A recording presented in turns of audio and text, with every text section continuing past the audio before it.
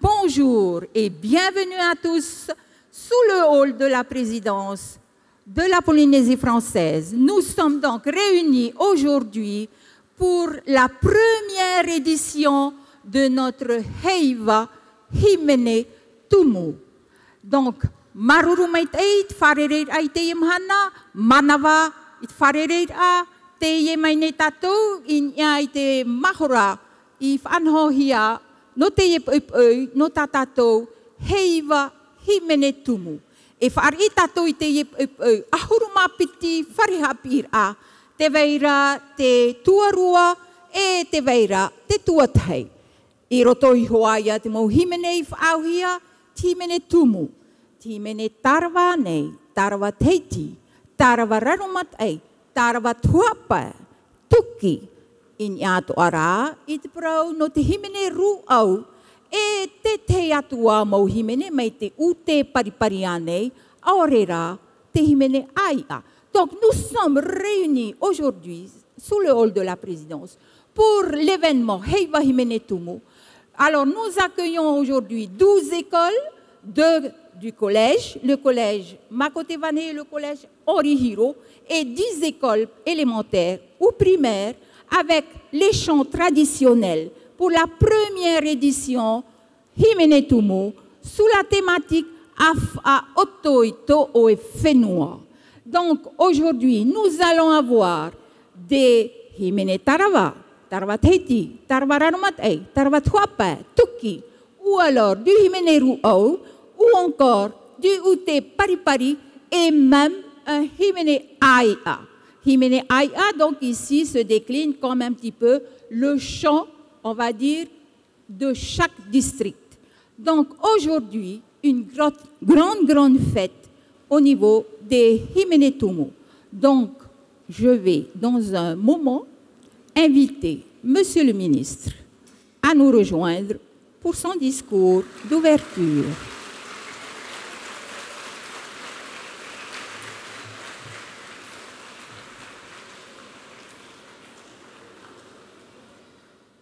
Yarana.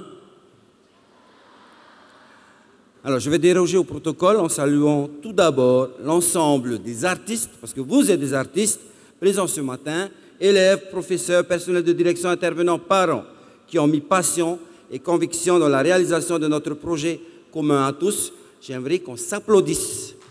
Fort, bien fort.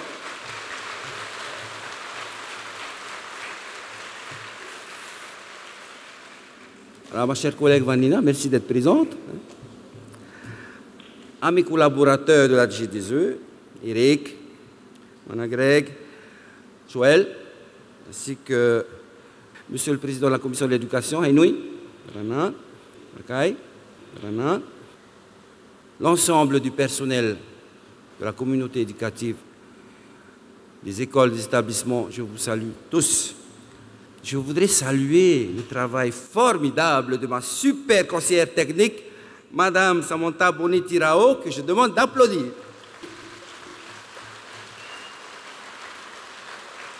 Notre super inspecteur chargé des langues polynésiennes, M. Moana Greg, on applaudit.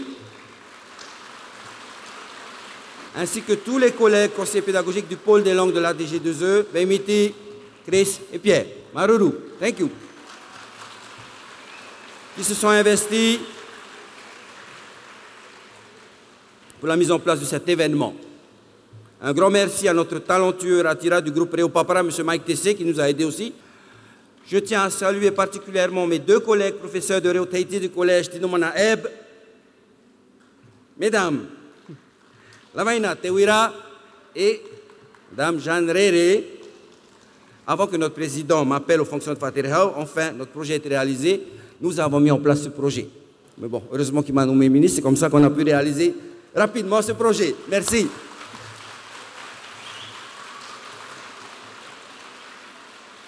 Merci à mon ancienne boss, Madame Barbara Berloger, d'être présente, Madame la principale du collège de Tevayuta, Maruru d'être venue.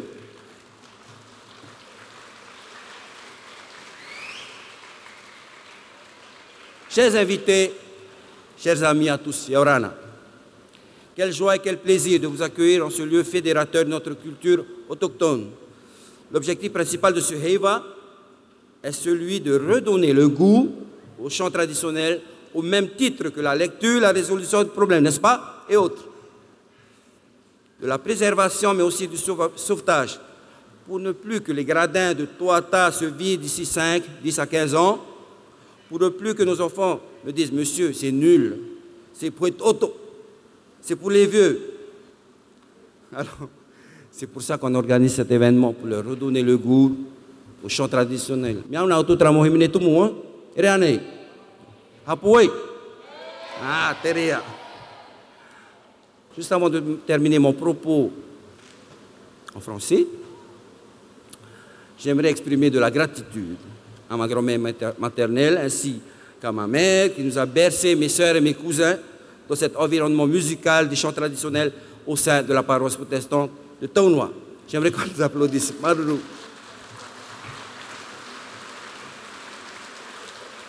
Soyons fiers de notre culture maohi. Tēnei nā rutu i tātou reo. Tātou i te iruru mai, i raro ai te tamaru te whare hau me tua. Iau rāna, manawa, mai vai au tōpa atoa. E whare reira a teie, o te āru e raa, i te hutu mō te tātatu mō te whenua maohi. Nā teie heiva, e whaatumu i te whaihura a, i tō tātou prau. Te prau, no te nuna tumu o teie repo whenua. Te nuna o te tanu atoa, i tōna pū, i roto i te moana rewa, te moana nui a hiwa. Iara te tai o te reo tumu, e pinei nei nei te himine tumu. Ia whaara ara, noa te mo paripari whenua i tu tātou prau. I whaotona te tamau te tau ahemo i tōna whenua. E te tamau te tau nei. A whaoto i tō e whenua. A whaoto i tō tātou whenua. A whaoto i tō maua. A whaoto i tō e whaa. A whaoto i tō a au. Ia ore te wawao te wawā e ha māmui a oe. Ahi mene, a tārawa, a ru au, a ute, a pātau mai tō tātou whenua ma ohi nui. Ia mahuta teiho, te warua tupuna, mai roto mai te hohonu o tō tātou a au. A whaihia i te tainawinawe o te i maureo. Te maureo tama, e whaara nei, e huti nei, e maru tāmau nei, e maru teitei nei, e tāpe nei, e haruharu nei, e a whaihia nei, te matai, ora o te hiru atumu maohi. Ia ora, te hewa himene tumu, piti tawatini, piti auru māmaha. Maruru.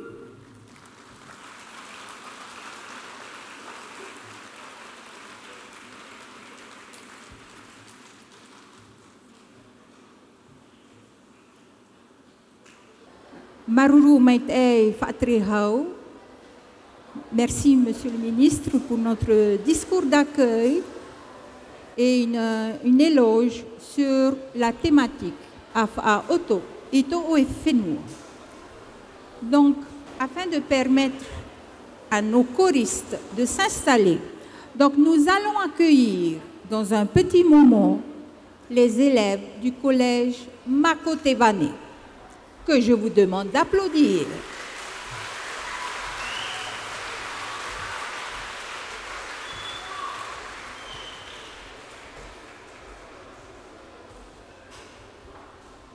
Donc, le collège Makotevane a choisi de mettre en évidence d'abord un himne Tarwateiti, To Ufenua,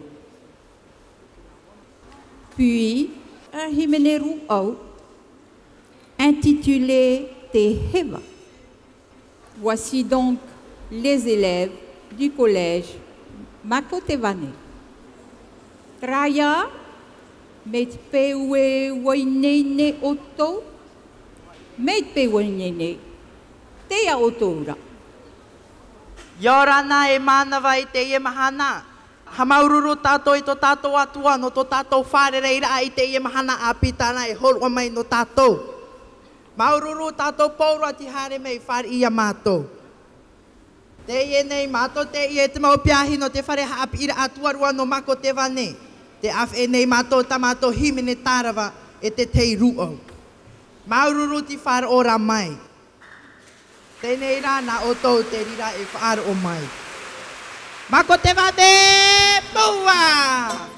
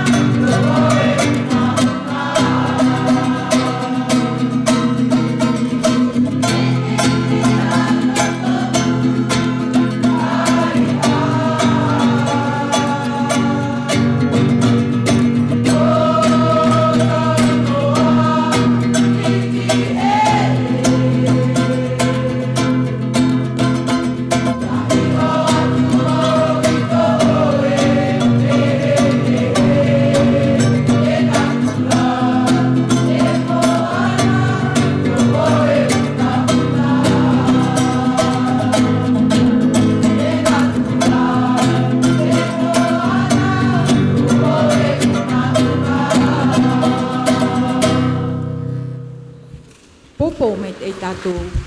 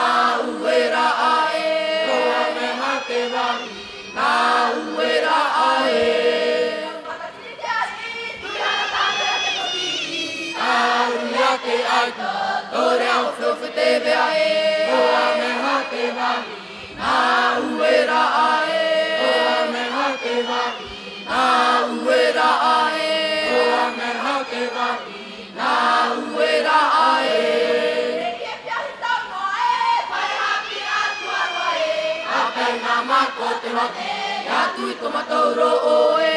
Mapena ko te wane, ya tui tomatou ro'o e. Mapena ko te wane, ya tui tomatou ro'o e. Mapena ko te wane, ya tui tomatou ro'o e. Mapena ko te wane, ya tui tomatou ro'o e. Mapena ko te wane, ya tui tomatou ro'o e. Popo me te tatou.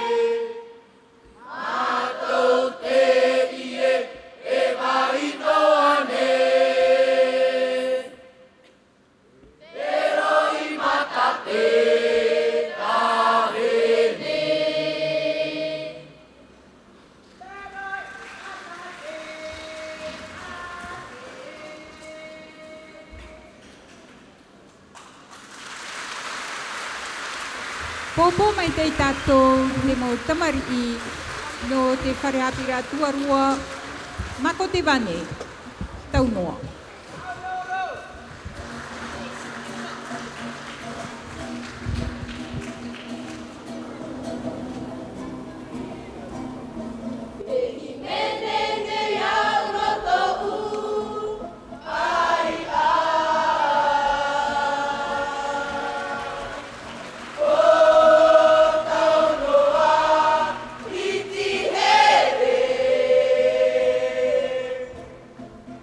Yeah.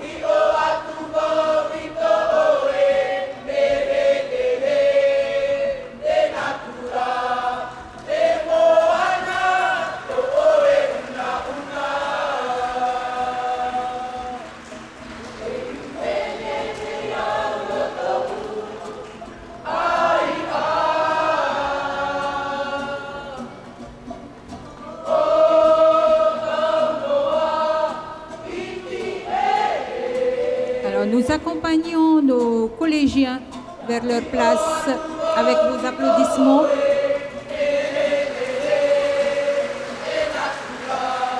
Maruru Maitai.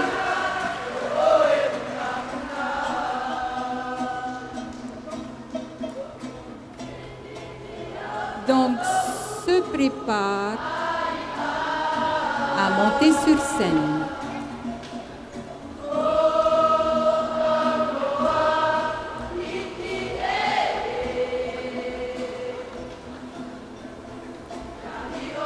Donc, les élèves de l'école élémentaire Waiaha que nous accueillons désormais.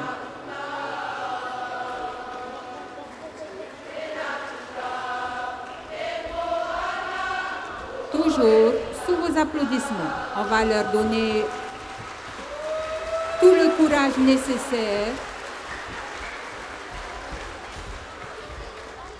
Donc je rappelle, donc école élémentaire de Waiaha, donc l'auteur-compositeur n'est autre que Puatatane, qui est donc mon ami Charles Hunter, qui a composé donc les deux chants.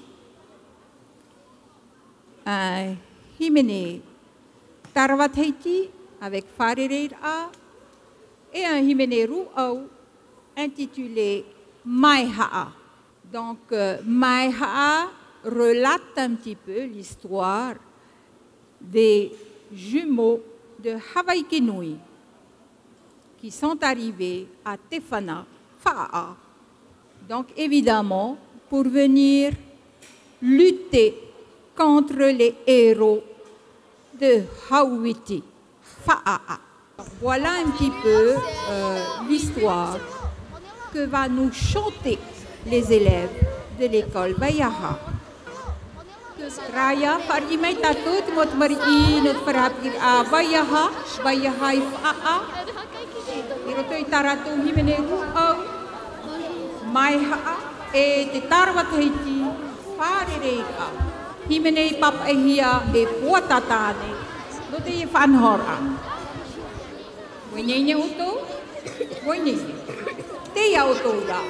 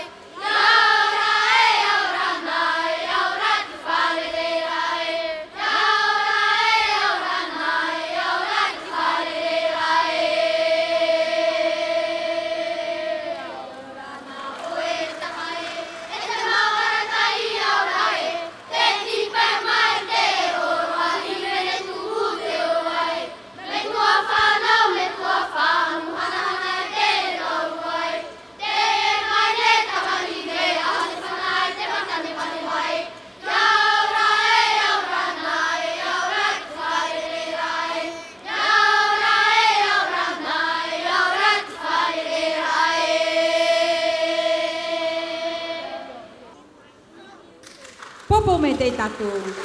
Kena utu mari no parapirau no Waiaha. I roto i tarato tarmatiti.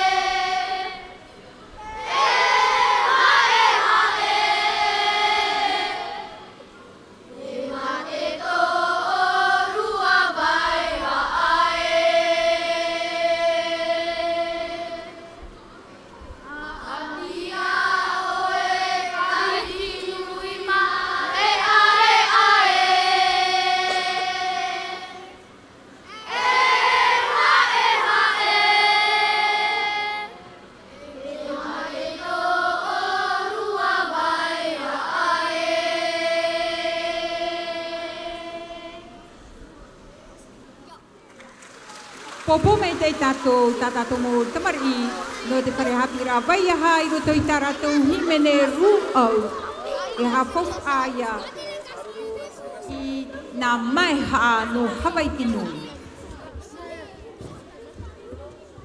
pe ho atu e tato mo tamari no vai ha ya ti arato e ya haere atu I rapa raya ha popo a tato te mo tamari. Nous allons accueillir tout de suite après les élèves du collège Henri Hiro. Pour le collège Henri Hiro, nous aurons droit d'abord au himne Tarwataiti et Aito Mau, puis nous aurons droit au himne Ru'au Te Rahua. Donc ici, l'auteur, Monsieur Marc Tahuaitu, fait l'éloge de Monsieur Henri Hiro. Au travers du himne Tarwataiti, nous allons donc avoir l'éloge du Aito, puisqu'il est considéré donc par les élèves et par l'auteur comme un Aito. Un Aito qui a mis en évidence, qui a mis en valeur sa langue, Reo Tahiti. Donc ici, nous allons avoir Henri Hiro, fervent défenseur de la langue tahitienne. Nous allons aussi avoir l'éloge de l'artiste auteur de texte, puisque nous connaissons aussi Henri Hiro au travers de sa plume. Poenopia, Pounoiro, et Faretutu, et la Painoia, Parehau a te rapea. Vahit autor ara, rahoia, ia, amui. Kaya. Bet pe we woinene hoi tratira, te ia oe. Yorana iti tomite, afar omai tamato himene tarva, himene ruo, maruru.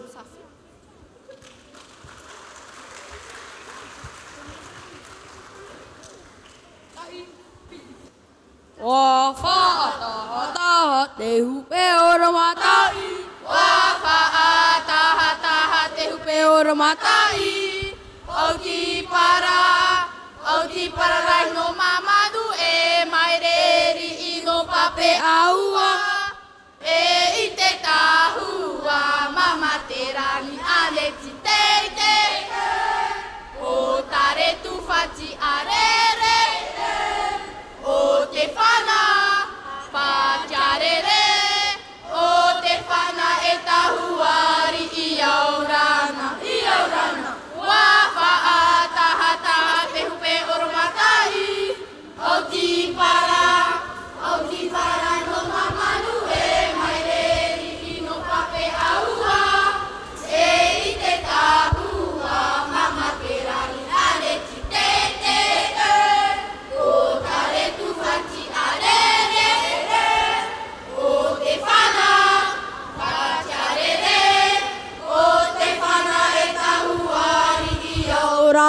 Iorana.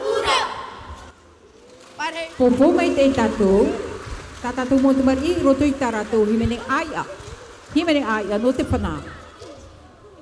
Ra aveho no atu e tatou te mo tata arivihi no te pen no te moiha paro ia papu mai te mo tei ia whaarohia. Ra wai nei tu ahoa te tamai tira no te arat e tāna himene, e tāna pupu himene. Tra mai ta oto e tira, whaine nera I te himene ruau. Ahi ono mai, te mani rima, I nia I te paparia no te turura. I te tera mei one, matau te e tamari oriro te nia tau mure e. Matau te e tamari oriro te nia tau mure e. Yaurana, yaurat wharere rai. Yaurana, yaurat wharere rai. Yaurana, oe te tamite. I te tera mei one, matau te e tamari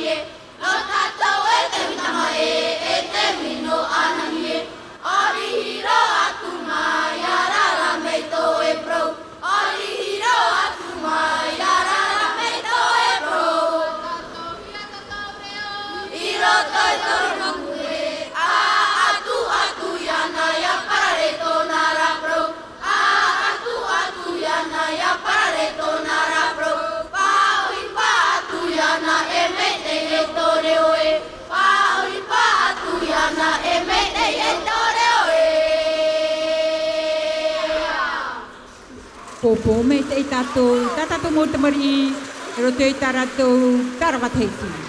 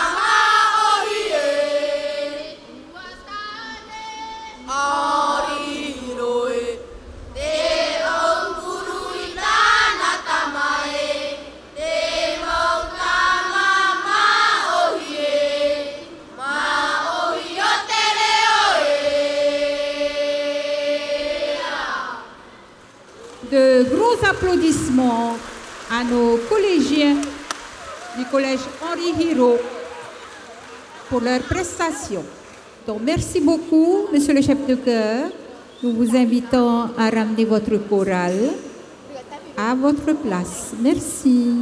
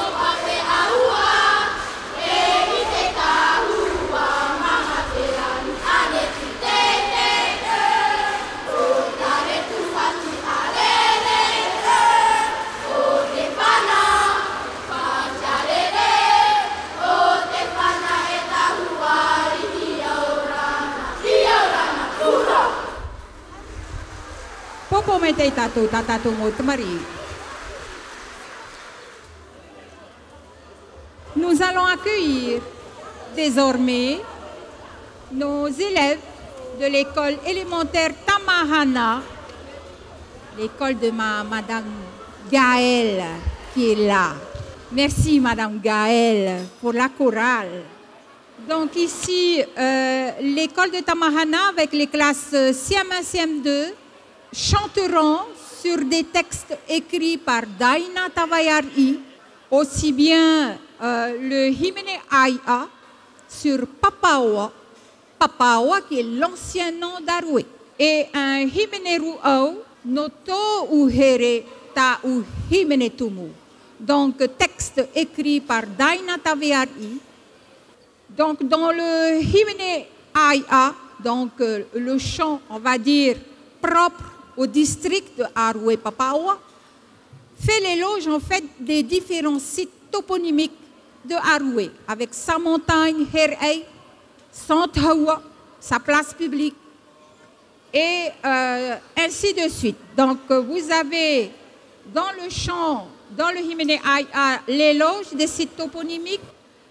Lorsque nous passerons au Himene Ruau, où donc l'auteur fera l'éloge du Himene Ruau, du Himene Tumu, chant traditionnel laissé par nos ancêtres et que Daina essaye de transmettre à la génération actuelle.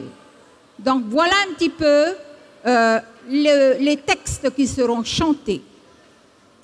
Donc évidemment, Tamahana a aussi un petit chant de présentation qu'il nous propose d'entendre. Donc si vous êtes prêts, allez, ils ont besoin d'un petit lot de courage. Donc on va les applaudir bien, bien, bien, bien fort. C'est pour là-bas, c'était pour nous, c'est ça.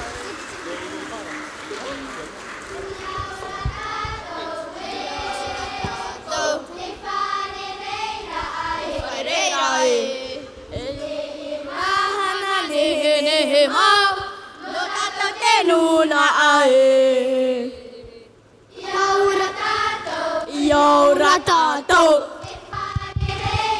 e farereira ai mahana ne mau no tato te nuna ai awe opate awi opa e himene tumue e awe opate awi opa e himene tumue e himene tumue e himene tumue.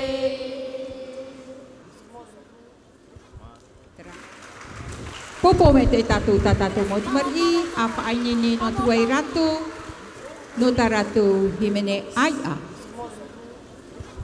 Traya te Himene man ohia Papawa.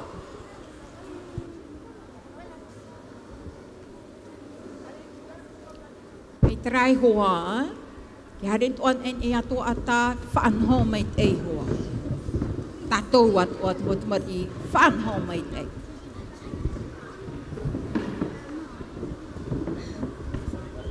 Ahiona iparhit arwa tu ratu.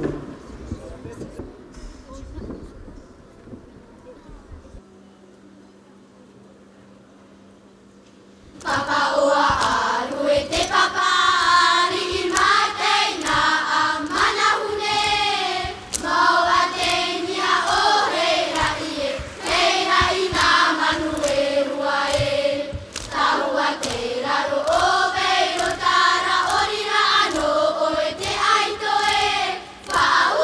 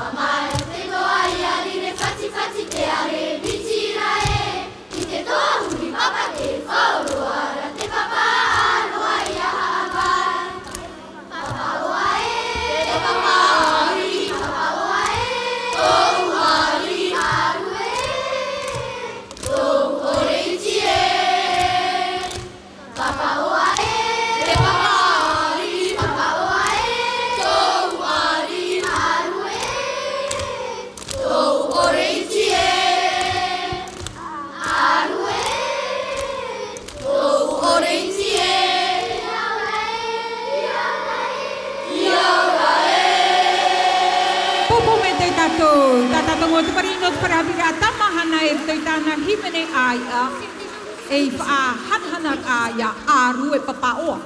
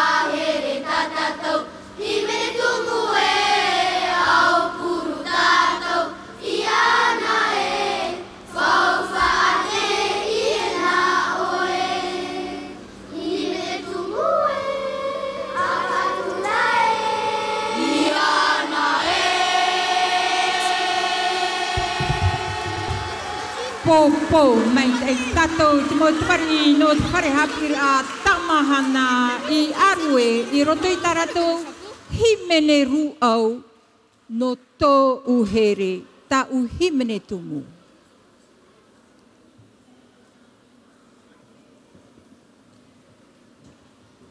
Maruru mai te mo mari. Bravo les enfants.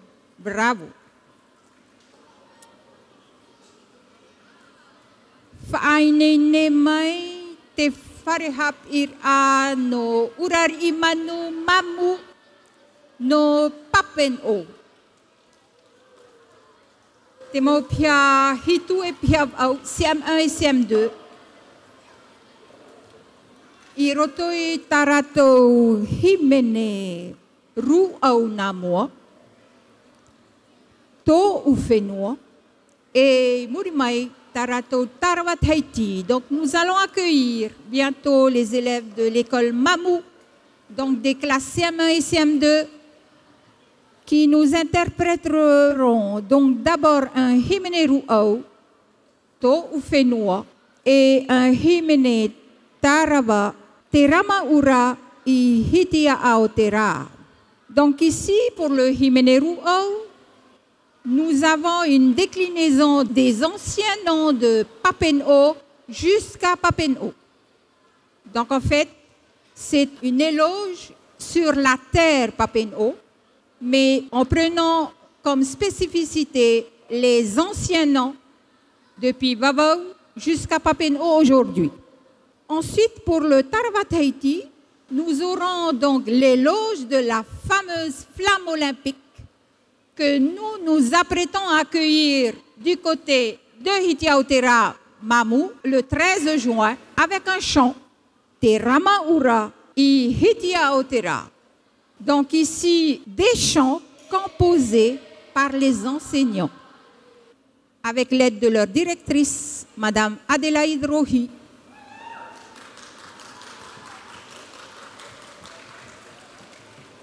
Donc, Papen'o ici, aux couleurs de Papen'o, avec le jaune et noir.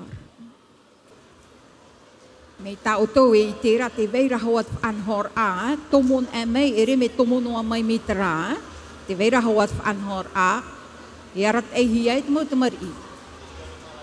Krat o te te fof a, tatato enen he, e hapi i tatato mo te mari. E riroat o te reira e hior a nat mo metua, te whainei ne hiara tatato motamari i roto i himene ai te himene tumu. Donc nous avons un chef de chœur élève qui va mener le chant. Alors il faut savoir que sur scène, nous accueillons 85 élèves. C'est la plus grande chorale d'aujourd'hui. Te ye, tatato motamari te mahana, ahuruma pa te mari. Tên e te taua, I te e pui.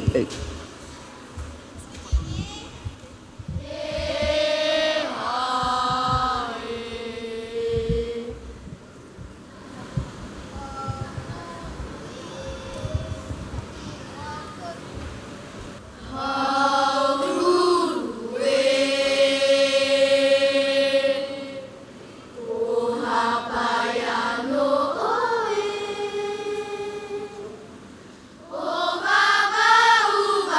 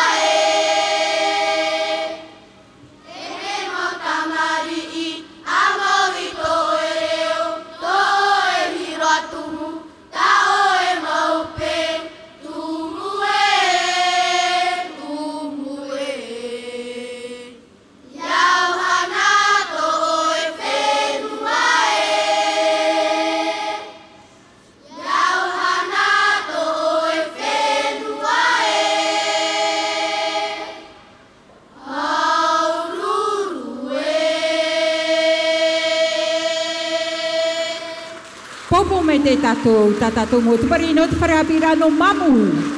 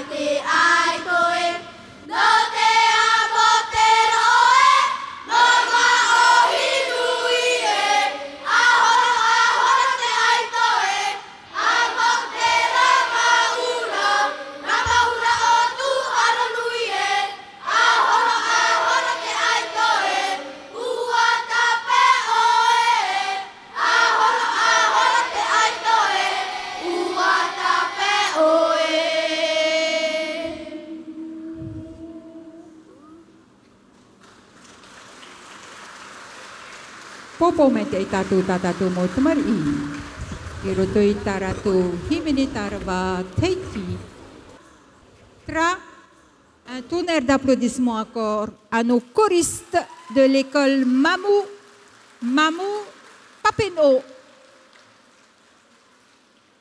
Donc nous accompagnons donc les élèves vers la sortie. Donc évidemment, vous suivez. Soyez attentifs, regardez votre chef de chœur.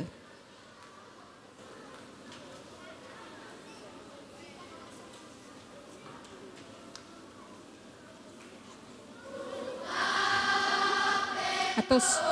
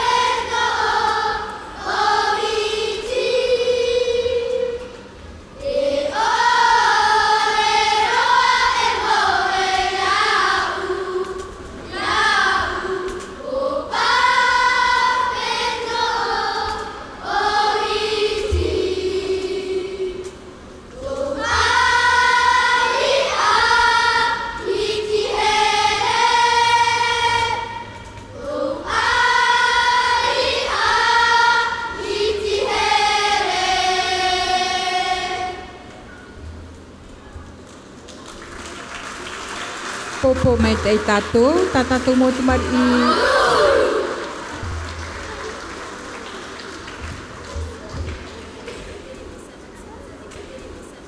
Merci les enfants. Maururu mete. Donc tout en accompagnant nos choristes de l'école Mamou vers la sortie, se préparent à monter sur scène. Les choristes de l'école Erima. Donc, l'école Erima à Aroué. Donc, aujourd'hui, les élèves de l'école Erima nous feront l'éloge de Porinetia au travers de son Himene Ru'au. Donc, un texte écrit par Serge Touairao Touya, auteur-compositeur bien connu du côté de Fa'a.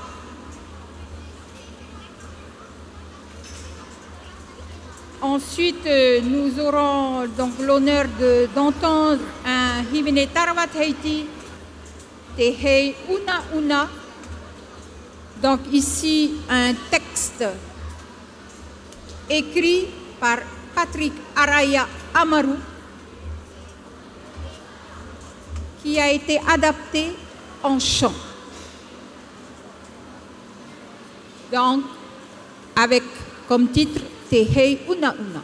Te nei wharimai tātou te mot marino te wharahapira no erima e pitipia pia hapira i roto i taratou himene ruau na muaroa, himene ruau o iahoi te upoprau pori ne tia. Papa e hia e Serge atuai rau tuia a tā mataro mai te hia trano te ohipa papa e te rahua e te papa e toa te pepe in iai te mau himene. E tānu atu i te hei himene tarwa te heiti, te hei una una, iau ia te papa e a araia, amaru. Tā tātou atu ai mātou mai te ei. E patuia te prau no te pē e te tātira a haururu. No papen o atoa. Traya, nā himene i piti e a otohia mai e nā tamari no erima.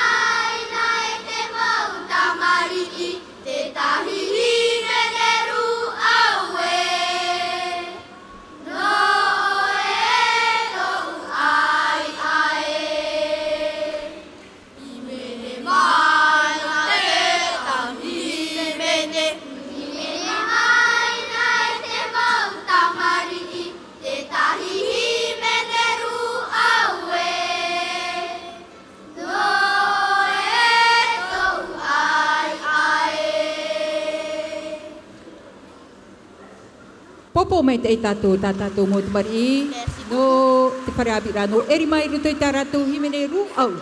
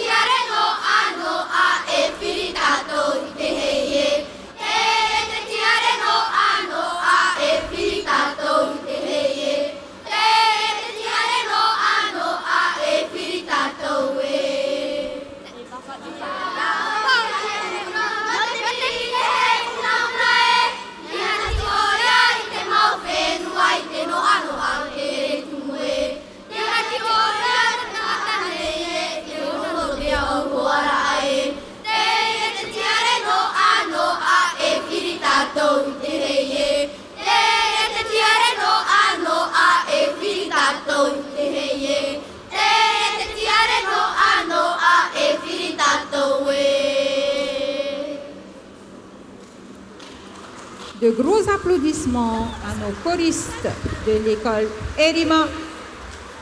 École Erima, petite école qui se trouve du côté de Haroué, sur les hauteurs.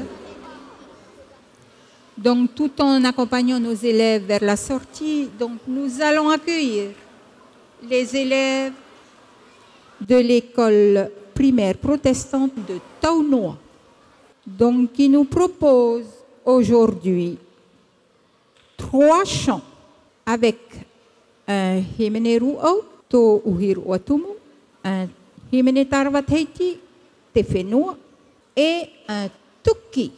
Alors ça, c'est une particularité, le tuki, hein? Avec un titre Kanakana. Tra far imei tatou, te motmari no te wharahapiri a protitani no taunoa, i roto i taratou himene, te tei himene ruau na muaroa, ini ai e te prau no te hirua tumu, muri mai te tei tarawa teiti, ini ai te tumu prau te whenua, e muri mai te tei tuki, tuki kanakana. Te weira e a tā rātou whanhor a, mei tā utoi I tērā, te te mau pārheir a, te whanhor hia, no te mau tāne. E roto I tā rātou himenera. Traia, e roto I te himeneru au, e whaahiti hia mai te prau, no te hiru atumu māuhi, e no te mea hoi e wharehapi a protitani tera, te wea atua rā, te tei whanhor a, te tei whaur a, e te prau atua no te mau, no te whaaro.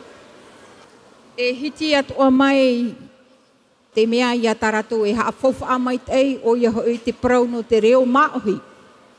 Te tei atua whanhor a, I ai te prau no te peutumu maohi, te taere maohi, te hiru atumu maohi.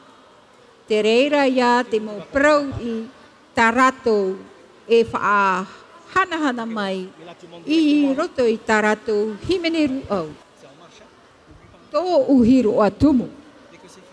Haere mai ei, ini ai te prau no te tarawa teiti, te te atua whanhor a, ini ai te whenua, e tāno atu I hoa te prau no te reo maohi. Tā rātou e hin arora ia haafofa ahia. I roto I te orara a o te tamari. Te reo o iahoi whauwha a no te tama. E te tei whaur a o iahoi te anihiara te I e te poroi. E tia te tama maohi. Ia pahei to o e reo nehe roa. Ia ori atu ai to o e reo. Ia parau atu ai to o e reo. Ma te ore e haama I to o e reo. Traia te parau no te tarawateiti. Hare mai ai te parau no te tuki. Tuki te tei tra whanhor a. E ite hiana I tramo tau. Te ore ira. Traia I roto I te trahimene, te weira, te mauta. Nato te reo. Nā opa I tato reo rarotoa. An uir I mai te parau no te reo Bretane. E tāno atu. E te parau hoa ia. No te reo rarotoa te parohia. Nā o tau hoa e whaaro mai, te nawe o te tuki. Te weira te nawe ta a e, me te pewei nene, te au toura. Tatou paatoa, te irhei e te iti te mana. Te rā mai, tomatou tap o arofa, te oa e te mauru. Mātou te ie, te mau tamari ino te wharehapir a porotitani no taunoa. Ua whai nei mātou e toru himene. A tei, te ruau, a piti, te tarawat eir a raromat e, a toru, te tuki no te mau pewhenua rarotua. Ia oto te reira e wharo e mat ei teim ei. Maruru. Popo me te tatou, to tatou tia, whaatere chimene. A tomo mai.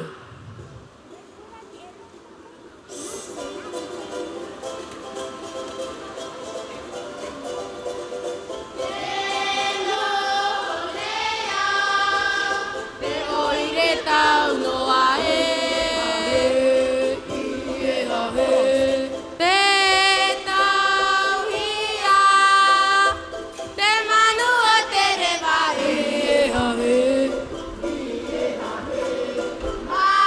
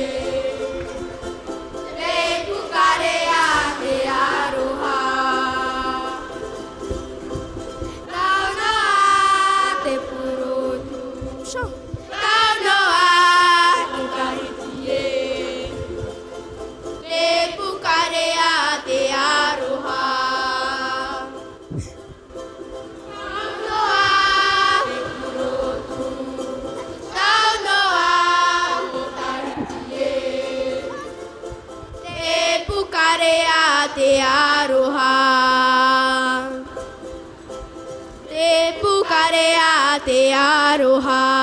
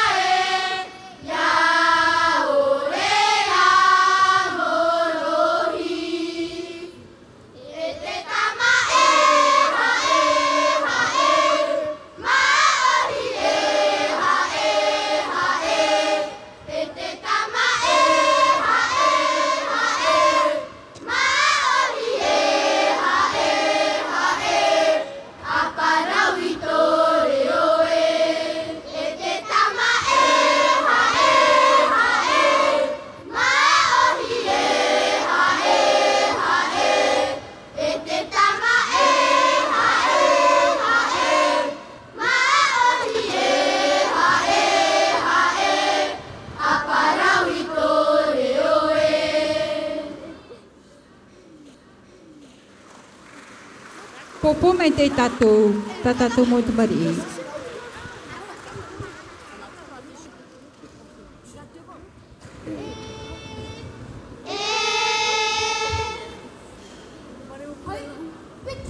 Hey!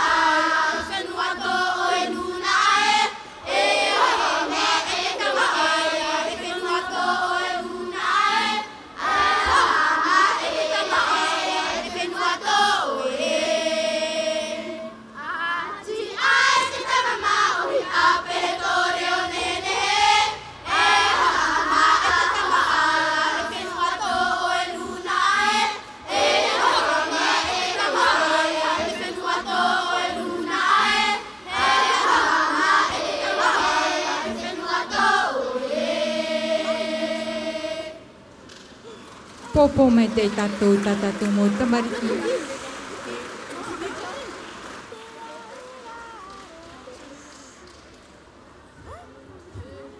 Tera panhor anu te tuki.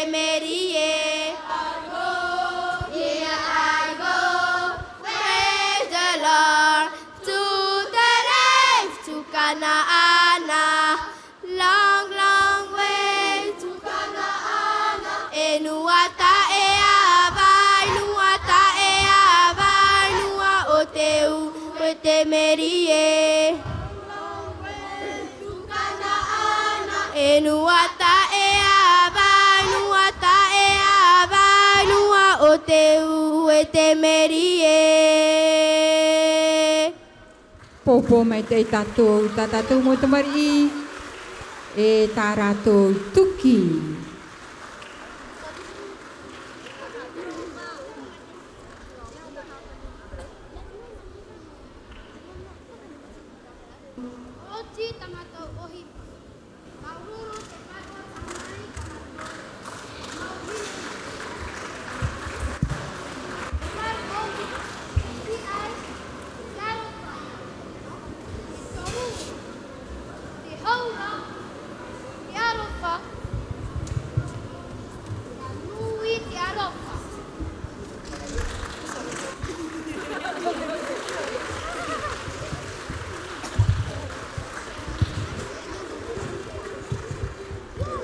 Traya te tei hamarurura no te tia a tere ne timi.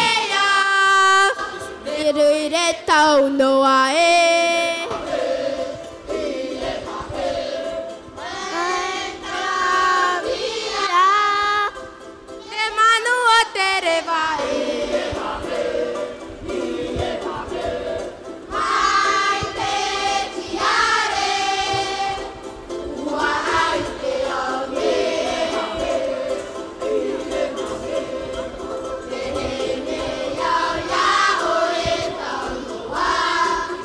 Ai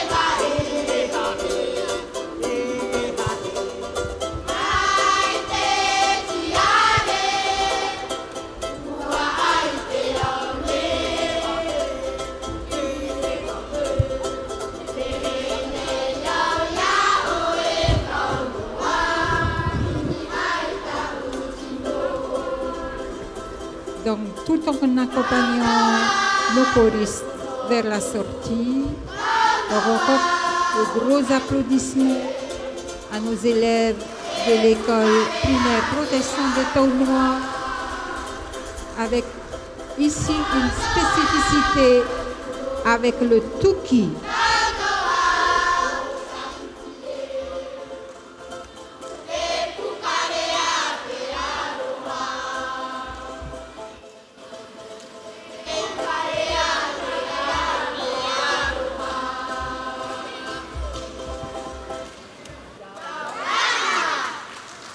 Maruru mai te te motamari.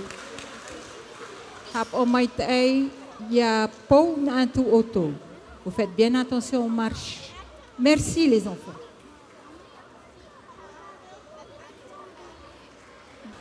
Maruru mai te no tata tu himene.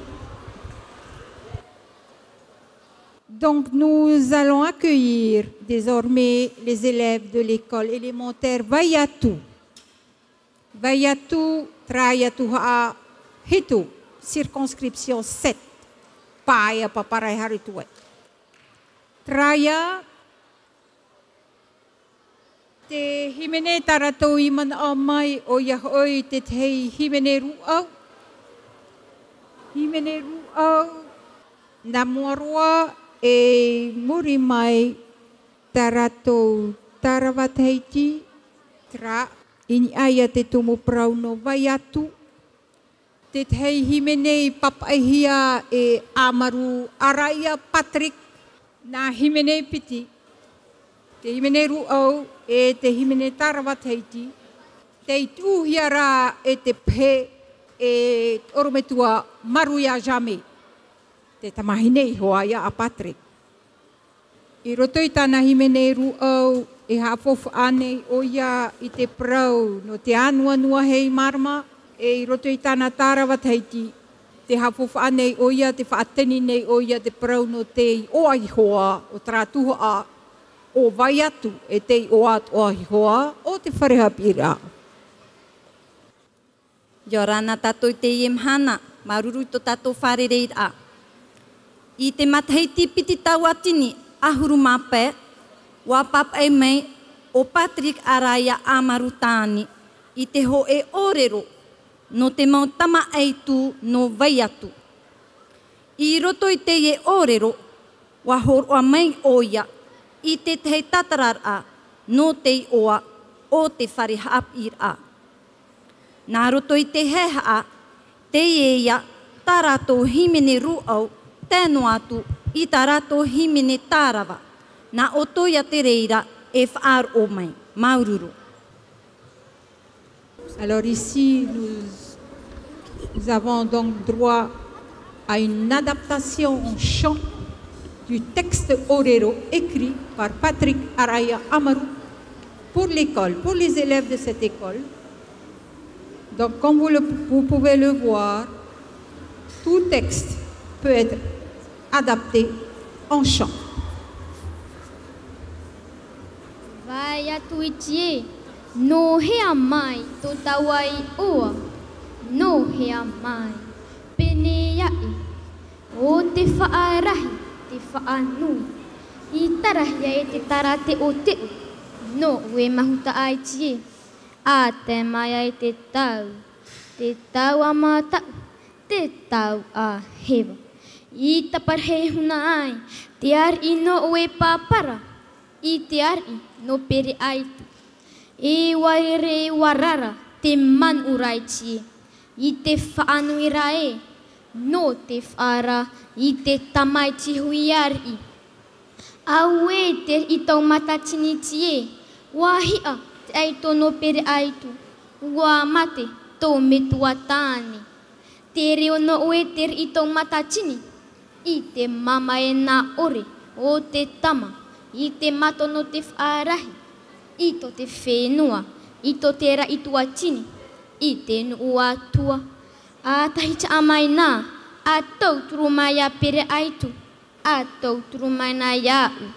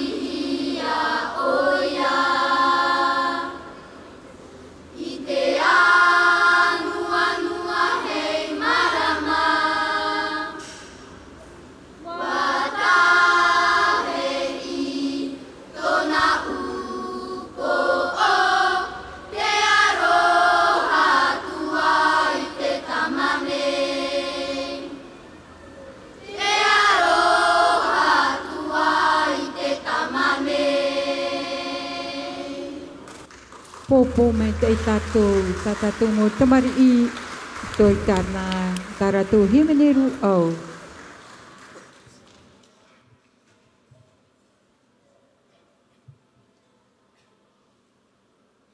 E wator hia te tara no mahuta.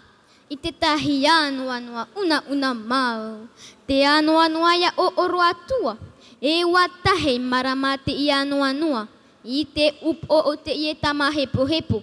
E wanati oia I tona tino. I te anua te pāari. I te mana o te I anua. Wa hehe o mai oia I te rave a e tu mai te hara. I ravehia e papara. I te mana o te I anua. Wa nati hia oia I to te rai. I te mana o te I anua.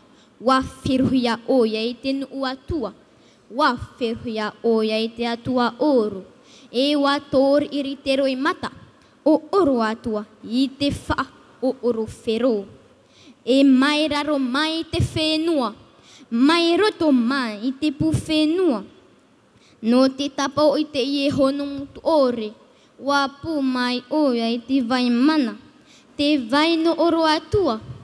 Te vai atua. Te vai aitu. Te vai atu. O te iwato aia. O tou whareha pira. Vai atu. Traia te prau no te whareha pira no vai atu.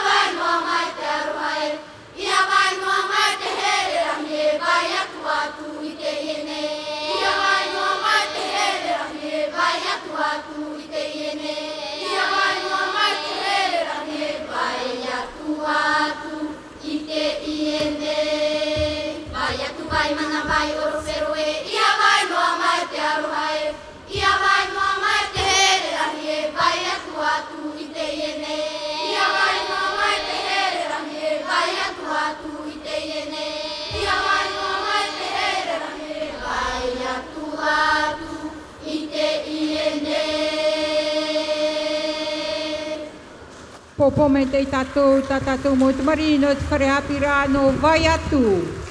I roto I taratou na himene piti mene ruau e te himene tarwa teiti. A veiho atu e tatou te mo te mari I haere atu I a pou atu I raro e haritu e in I tō ratou parheira I whaauhia. Te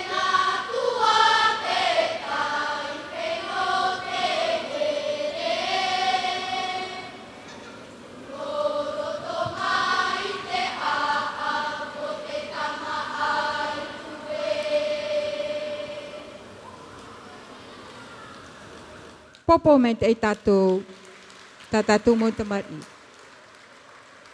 Te anihi atu nei, te mo te mari, te mo orome tua toa, vei ho mai tatou mo te mari I o nei. Te roa atu chop ea, te veira tau tō maa amu I whanho hia. Tia ei mei o tau, ia o ti tatatou whanhor a, ia horua hia tu tau tō maa amu I reira o tau e hoi atu ei. No atu o tae mai tō mau preo. Te whaura e whaia tatou I te hora ahuru maho e te awha. Mana ana e wau, te roto tatou I te prau no te teime.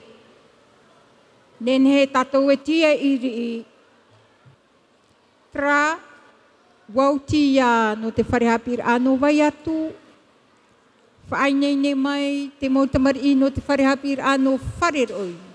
Whareroi o iahoi I mahena. Ua mana te e mautamari e whaanoho mai ho e himene ho e ute paripari nā mua. Hare mai ai te tei tarawat heiti, ini ai a matari I mahina. Hare mai ai te tei himene ru au, pōri ne tia.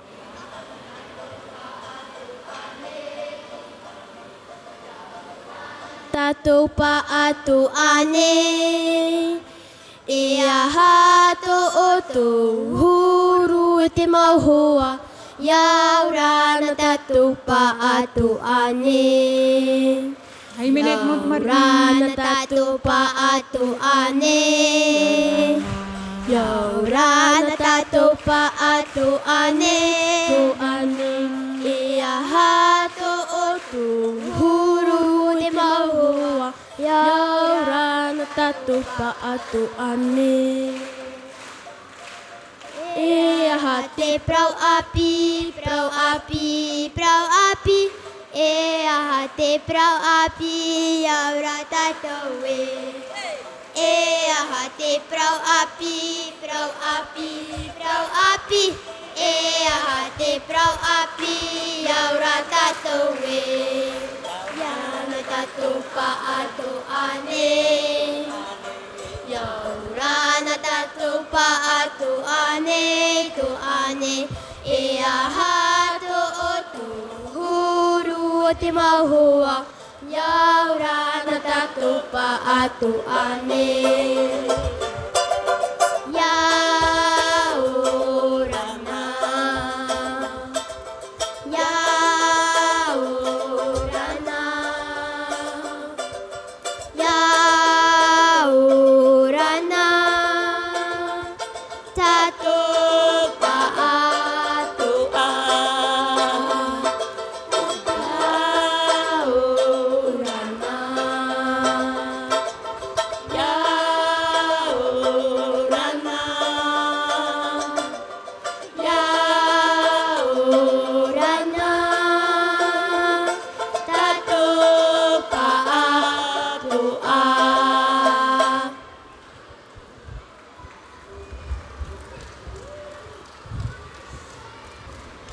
Awei ho atu e tatou, tu tatou mo tata no te mo moiha a haru.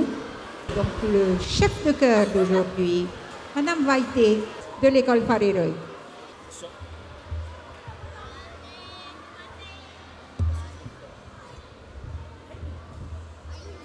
Ai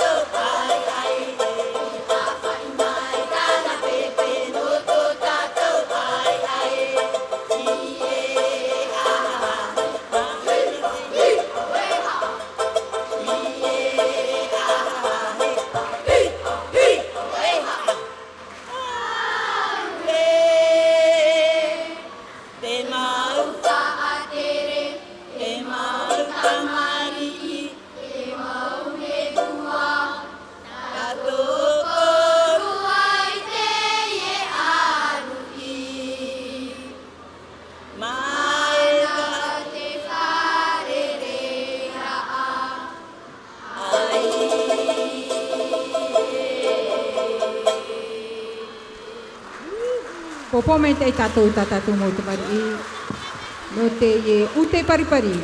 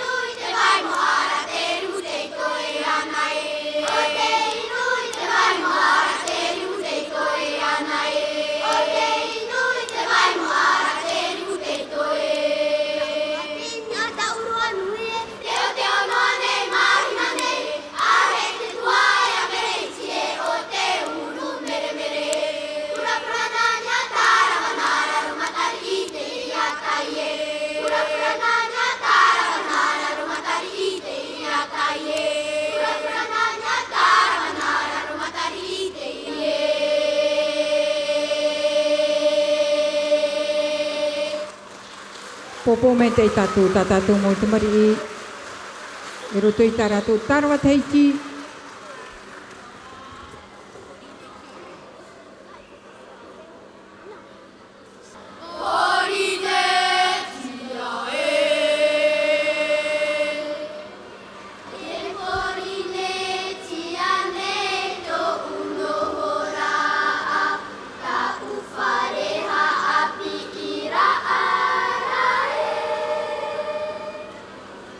Yaroa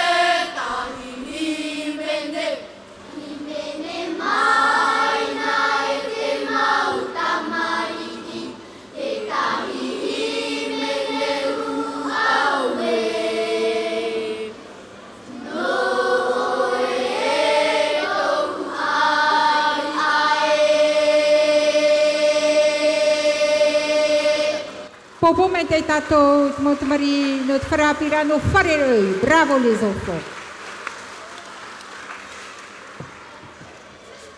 Tra, harat ai atu e tato, te mau te mari I raro I te taua, hare atu e I te parhei ai whanhohi anu oto.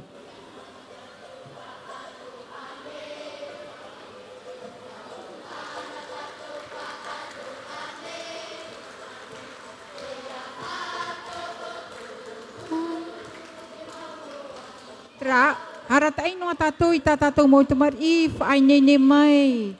Te whare hapir a Saint Paul, Saint Thérèse. Tāna pupu himene, te anihi atura o tō, trāna o pupu e tōera, ia hairen a mai o tō ini e te taua, whanho himene roa. Tra, te whainene ra te whare hapir a Saint Paul, Saint Thérèse, iau te himene I manohia o iahoi, te tei tarawa tuapai, mau I ti iti o te rā, e te tei himene ruau te o tira a. Himene I papaihia e te tei mo orometua hapi no te whare hapi ai hoa. Tā tātou ia e haa mau ruru mai tai no te e mo papai tā oto. Donc nous accueillons les élèves de l'école Saint-Paul Saint-Thérèse que nous applaudissons très fort. Donc nous leur demandons de se placer. Donc ils interpréteront un himene tarwa tuapa mau iti iti o te rā. Et un himene ruau te o tira. Monsieur le chef de chœur, si vous êtes prêt, la scène est à vous. Yorana tatou paurua, matou te I tamarino, no pauru I tiritia peata.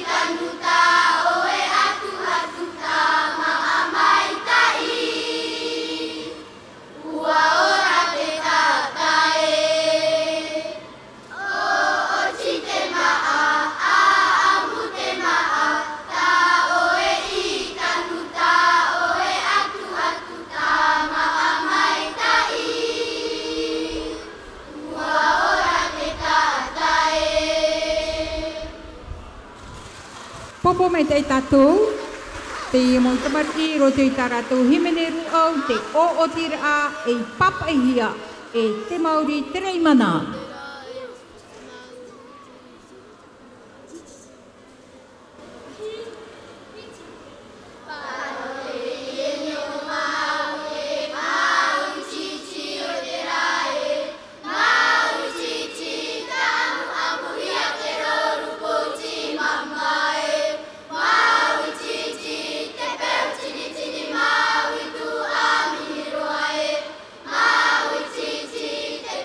Chini chini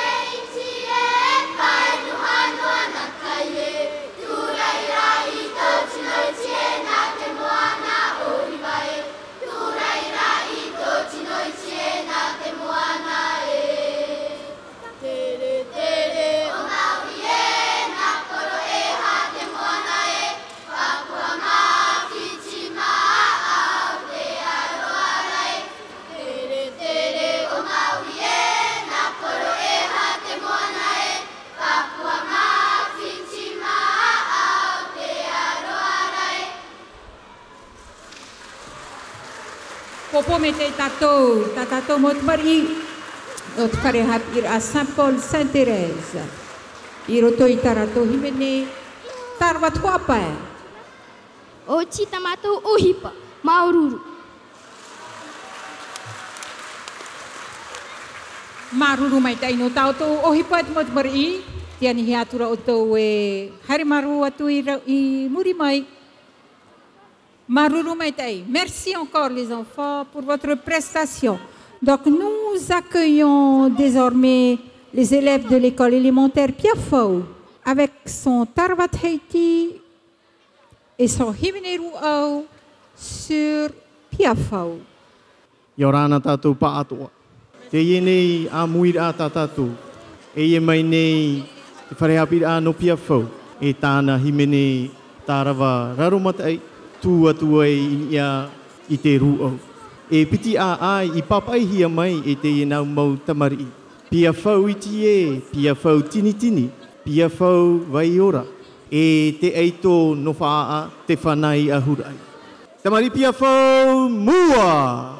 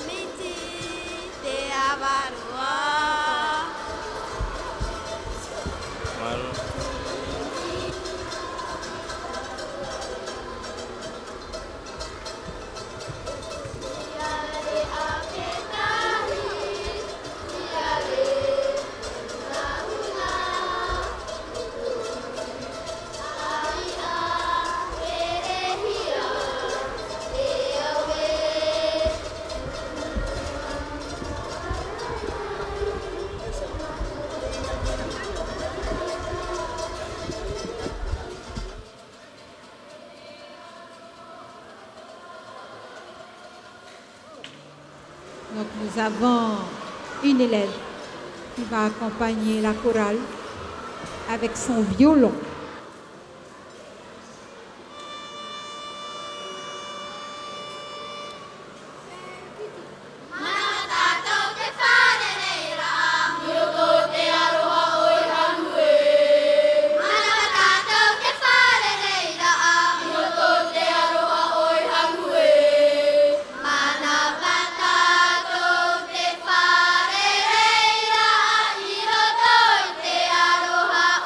Hanue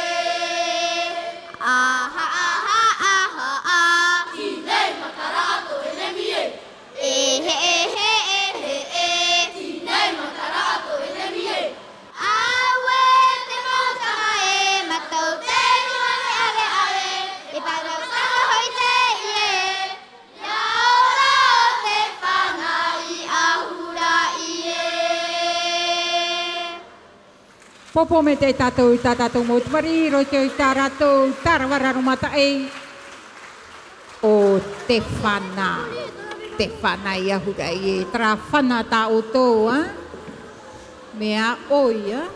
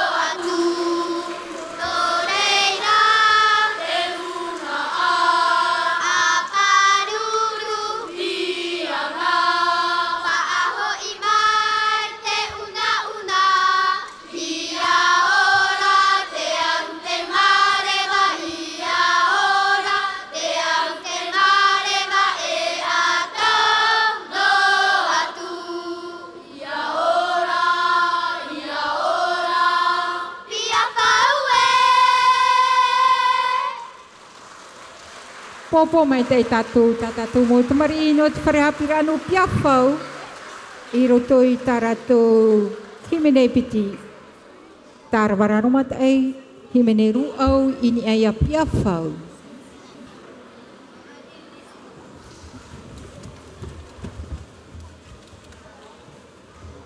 Tra arat ai no tuai tatu mo te mari baru rumai te ei te mo te mari. Nā timene hoa ia e arat ei arato.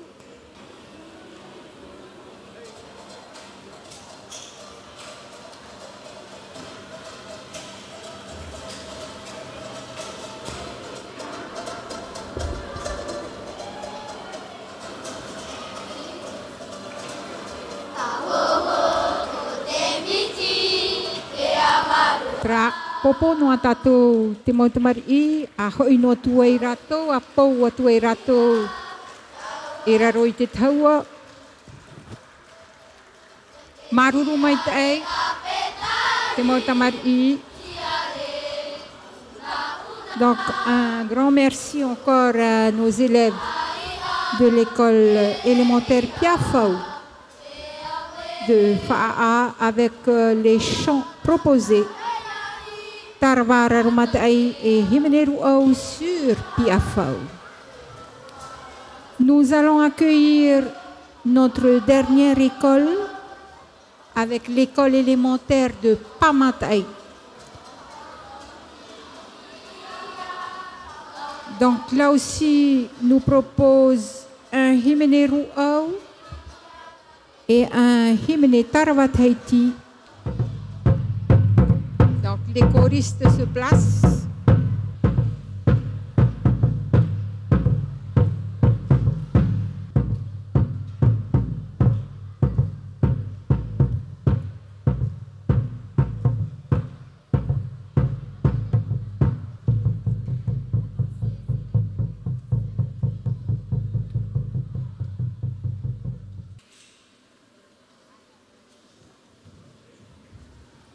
Monsieur le chef de chœur, si vous êtes prêt, la scène est à vous.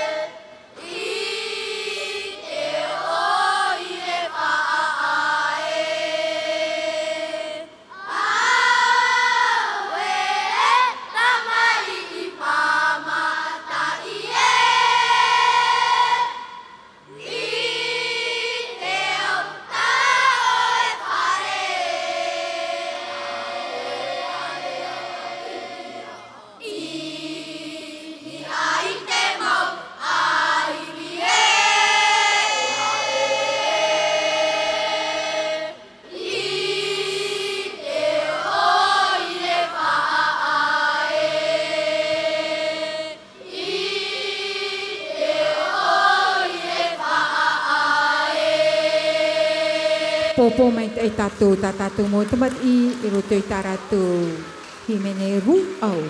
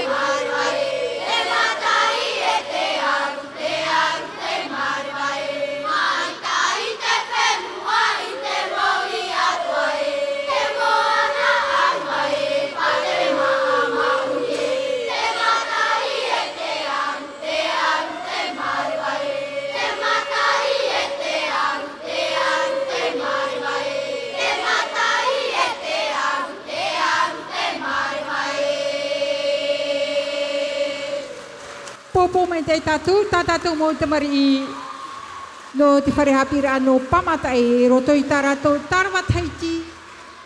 Te i wha nawe hia mai te mau perepere I muri mai. Popo maitei tatu tra no perepere.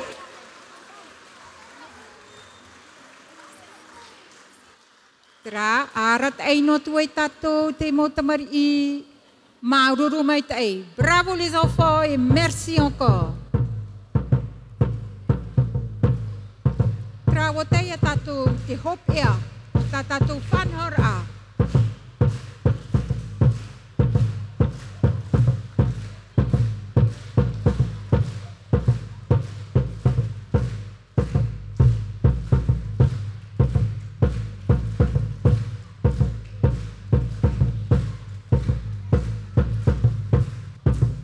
Donc nous sommes toujours en direct ici sous le grand chapiteau de la présidence pour cette première édition du Heiva Himene Tumu sur la thématique à Otomai to Oefenoa.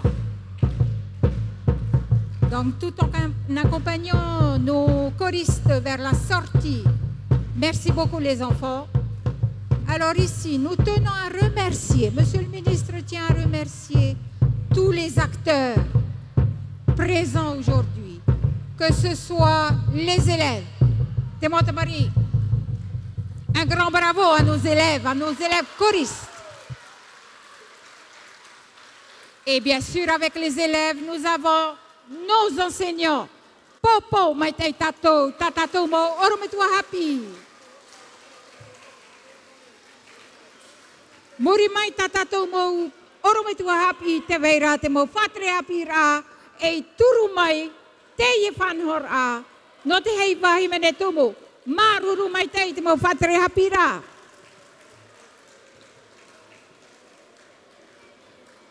Hare mai ei, to umau hoa no te pū, e ha fofa nei te prau no te mau reo, o ia hoi, veimiti Chris, Pierre, te vero Leiza, te vero Christelle, te vero Tahia, hoi hoa tomato I mairi o Robert, te mau hoa, maruru no whanhora. Iara te ia mai te ia puporo metua, e tomato matara o moana agreg maruru mai tei. Maruru atua te pu DG2E. No te mau faura pour les transports. Merci. Merci pour cette organisation. Maruru atua ya Samantha. Samantha e tamato e hamoera ya o e ta o e whanhor a. Maruru mai tei Samantha. No te mo whanhor a. Ya o e haatere roa whaatupu whao me te mo whanhor a. Whaara atea no mei ra o ia matou. Ya vei nene pai matou ruto I tamatou mo pia pira. Merci aussi à nos invités présents, au public qui était là. Et bien sûr, Monsieur le ministre, pour notre salle, notre hall de la présidence. Merci encore. Merci pour tout. Bravo à tous.